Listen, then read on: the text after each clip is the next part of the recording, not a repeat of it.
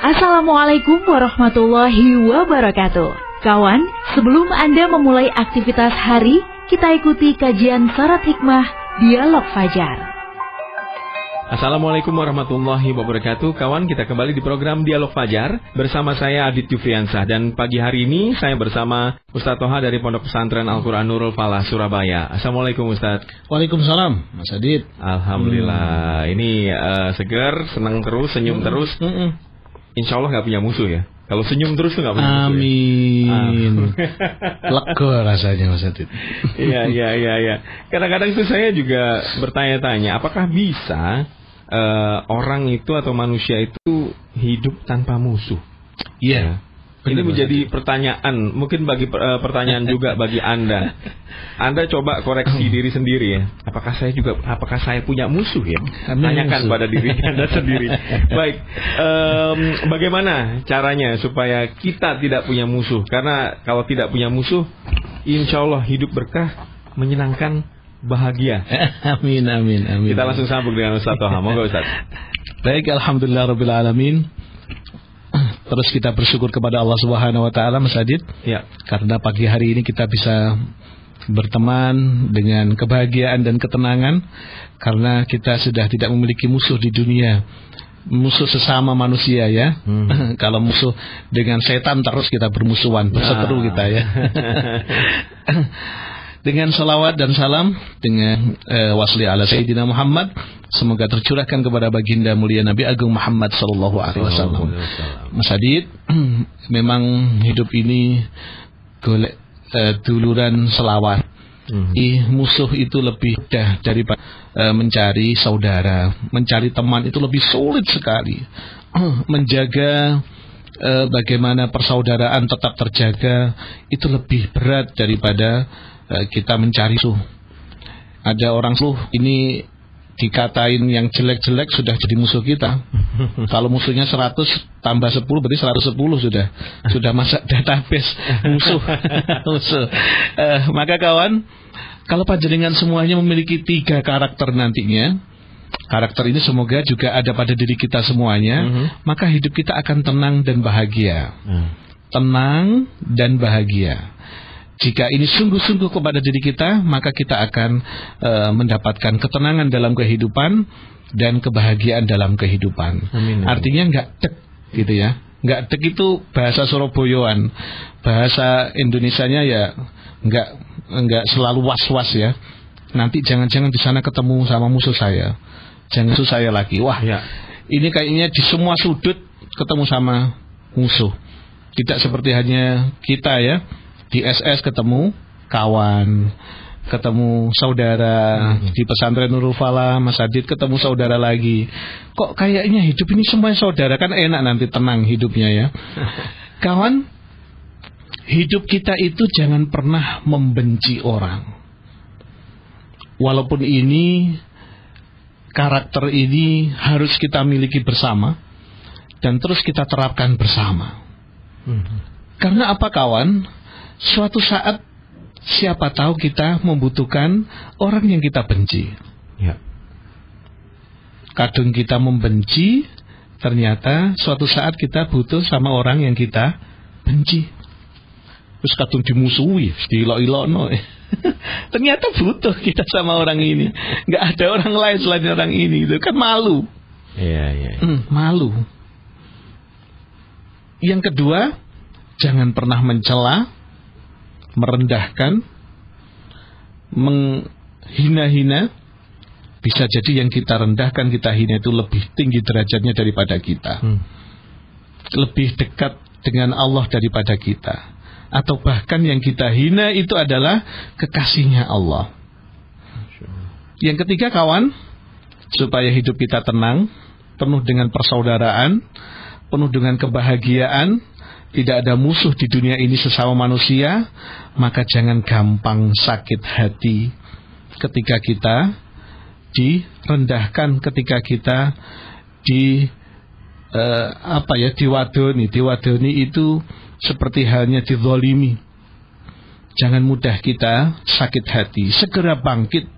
Siapa tahu kawan, dengan kita dizalimi itu, dengan kita difitnah itu, direndahkan itu, ternyata Allah punya rahasia lain, mengangkat derajat kita.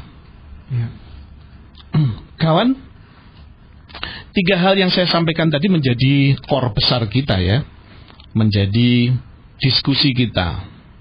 Kenapa sih kok jangan sampai kita membenci orang, menebar kebencian? Jangan sampai kita menebar kebencian kepada siapapun itu ya. Kalau saya pribadi kalau sedang benci sama orang segera istighfar. Ya Allah. Itu tips pribadi ya Mas Adit ya. Ya, membenci itu menebar kebencian diawali dari apa sebenarnya? Ya diawali dengan tidak suka dengan orang lain. Awalnya tidak suka dengan, anggap saja dengan Mas Adit, saya nggak suka sama Mas Adit. Karena Mas Adit itu, saya iri dengan Mas Adit. Mas Adit itu liburnya seminggu 2 kali, saya seminggu 1 kali. Saya sudah iri namanya. Mas Adit itu bisa pergi, waktu itu alhamdulillah ditakdirkan bisa ke Makkah Madinah karena waktu itu ada tugas dari kantor. Saya belum pernah, saya iri. Atau yang lainnya, mungkin Mas Adit pernah menyakiti saya. Ini contoh ya Mas Adit ya, semoga tidak ya. Menyakiti saya pribadi. Dulu saya pernah tersinggung benar-benar karena saya dikatakan seseorang yang tidak bertanggung jawab. Sudah dikasih amanah nggak bertanggung jawab. Saya sakit hati. Awalnya seperti itu. Terus dikasih sama teman-teman itu dikumpulkan atau lagi ngopi-ngopi, dikasih bumbu-bumbu fitnah.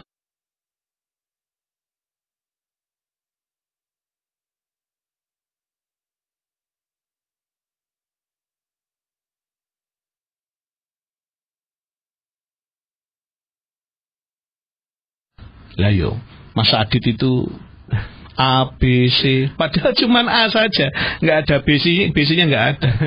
Semakin mantap kan? Katanya gosip itu kan semakin digosok semakin sip.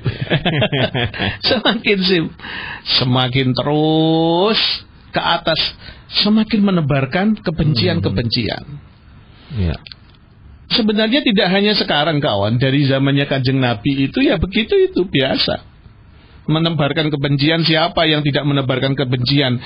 Seorang Yahudi, dia buta, masih ingat Mas Adit ya, ketika kita kecil itu ada cerita seorang yang buta, yang dia tidak beriman kepada Allah dan Rasulullah, dia terus menyebarkan kebencian kepada Nabi Muhammad. Nabi Muhammad itu adalah bukan Nabi, tapi dia itu mengaku Nabi. Kamu tahu nggak? Padahal yang diajak bicara itu depannya Nabi. Yang menyuapi dia itu ya Nabi Muhammad itu. Tapi terus diujaran kebencian. Tapi alhamdulillah dia masuk Islam karena melihat kelembutan Nabi Muhammad. Karena yang dikatakan yang ujaran kebencian, ternyata malah dia itu Nabi yang yang menolongnya. Dan yang dikata-katain ternyata malah diam saja, tidak malah dipukul atau enggak, tidak. Alhamdulillah beliau masuk Islam. Kawan, setidaknya kita diingatkan oleh Allah di surat Al-Hujurat ayat 11, pernah saya sampaikan di forum dan program yang sama. Cuman kembali kita ingatkan kembali, yang artinya kawan, Al-Hujurat ada ayat 11, An-Nur ayat 19, Al-Maidah ayat 8. Silahkan dibuka-buka ya. Coba saya ambil satu ayat saja ya, Al-Maidah ayat 8. Yang artinya, dan jangan sekali-kali kebencianmu terhadap suatu kaum, ya, terhadap suatu kaum, sehingga orang kamu untuk berbuat yang tidak adil. Kaum dibenci sehingga menjadikan kebencian itu kita tidak berbuat adil kepada mereka. Hal ini sangatlah ditolak sama Islam, sangat tidak direkomendasikan oleh Islam, sangat tidak diajarkan oleh Islam. Menebar kebencian. Kawan, apa akibatnya ketika kita menebarkan kebencian? Ya, kalau orang rasan-rasan, orang-orang mencari musuh, menebarkan kebencian, tidak mencari saudara, akibatnya apa sebenarnya? Kawan, yang menjadikan akibat itu, yang pasti kita akan dibenci sama Allah, disiksa di dunia, disiksa di akhirat. Karena kita benci sama orang, akhirnya kita disiksa di dunia. Dengan cara apa Allah menyiksa di dunia? Akhirnya gak berani kemana-mana. Kemarin saya benci sama itu, gak berani keluar. Karena kalau keluar ke kanan, saya nanti ketemu Pak Ahmad. Pak Ahmad itu orang yang saya benci. Kalau keluar ke kanan, rumah kanan ini, saya ketemu sama namanya Pak siapa lagi. Itu orang yang saya benci. Ke depan ada orang yang saya benci lagi.